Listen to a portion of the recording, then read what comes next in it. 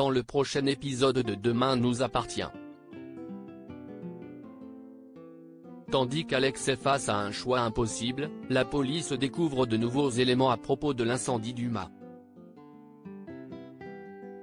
De son côté, Sophia confronte son père et Sarah apporte son soutien à Bart. Capture d'écran TF1. Attention, les paragraphes qui suivent contiennent des spoilers sur l'épisode de Demain nous appartient diffusé demain soir sur TF1. Si vous ne voulez rien savoir, ne lisez pas ce qui suit. Mercredi 20 novembre dans Demain nous appartient. Alex est face à un choix impossible et la santé de Chloé est en jeu. Alex n'est plus sûr de sa décision. Alors que Maxime et Judith estiment qu'il doit accepter le traitement préconisé par Marianne au risque d'interrompre la grossesse, Alex pense à sa femme pour qui l'enfant est déjà bien réel. Pour l'aider à prendre cette décision difficile, il se rend à l'hôpital et demande au docteur Chardot une solution alternative pour sauver Chloé et son bébé.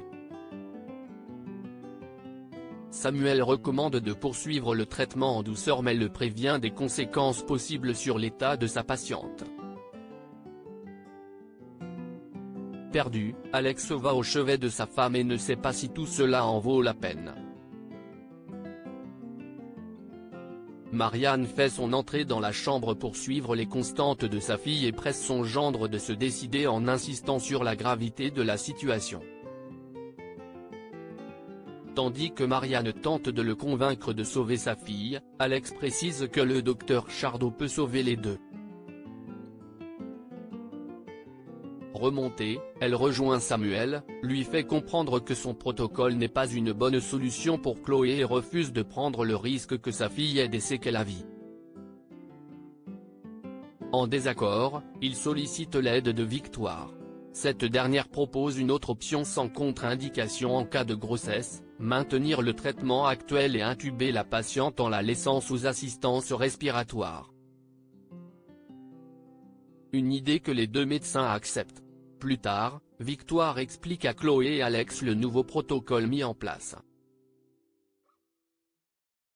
Face aux hésitations de sa femme, Alex la rassure et promet qu'ils finiront par avoir ce bébé. De nouveaux éléments dans l'enquête sur l'incendie. Selon les résultats de l'enquête préliminaire, le tableau électrique est bien la cause de l'incendie du mât.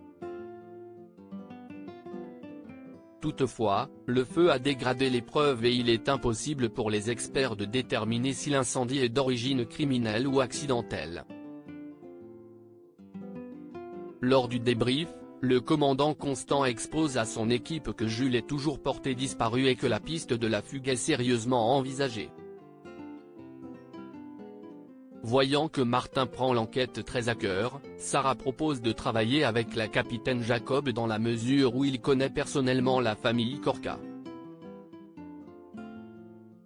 À bout de nerfs, Martin lui ordonne de garder ses idées pour elle et rappelle que c'est lui qui mène les opérations. En fin de journée, Aurore indique à Martin que la PTS a retrouvé des bombes à aérosols ainsi qu'un système de mise à feu. Aurore est formelle, l'incendie du mât est d'origine criminelle. Sophia confronte son père et une colère contre son père, Sophia supplie sa mère de l'aider.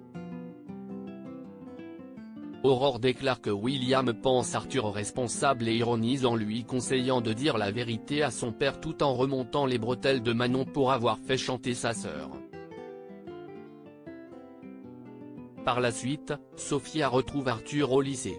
Tandis que l'adolescent préférerait être discret, la jeune femme compte bien ne pas se laisser faire et vivre son histoire au grand jour. De leur côté, Aurore et William ont une énième dispute concernant leur fille. Pour le médecin, Arthur a failli tuer Sophia mais pour Aurore ce qui le rend dingue, c'est de savoir que leur fille a une sexualité. En fin de journée, Sophia confronte son père et lui dit avec fermeté qu'il ne l'empêchera pas de vivre.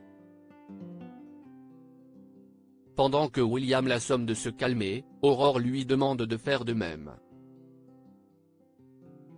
Mais William, qui ne supporte pas de voir sa femme le contredire en présence de leur fille, s'emporte et un nouveau conflit éclate entre les époux. Devant la discorde qui oppose ses parents, Manon en rajoute affirmant ne jamais vouloir se mettre en couple, puis se crêpe le chignon avec sa sœur. Sarah apporte son soutien à Bart à l'hôpital. Bart constate que sa mère n'est pas dans sa chambre. Leila lui indique que Fleur passe une IRM pour voir si son hématome se résorbe.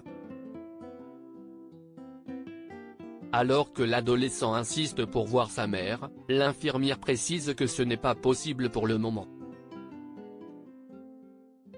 Le jeune homme, qui voit là une nouvelle machination d'Arnaud pour l'empêcher de voir sa mère, s'emporte tant et si bien que Leila menace d'appeler la sécurité. Quelques heures après, Bart confie à Maxime partir en vrille et avoir l'impression qu'on le tient à l'écart de sa mère.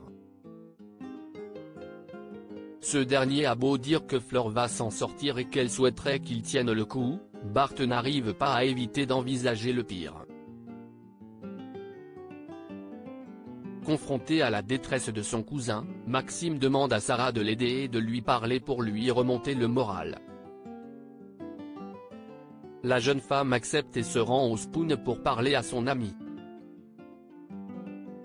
Triste, Bart fait part de sa peur de perdre sa mère. Pendant que Sarah le rassure, Bart se dit persuadé qu'Arnaud fait en sorte de l'éloigner de Fleur par jalousie.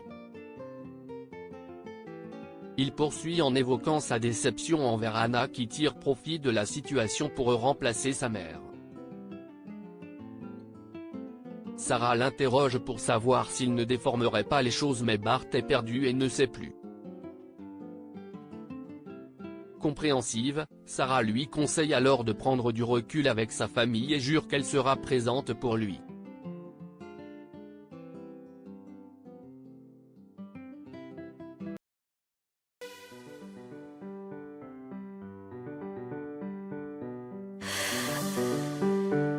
나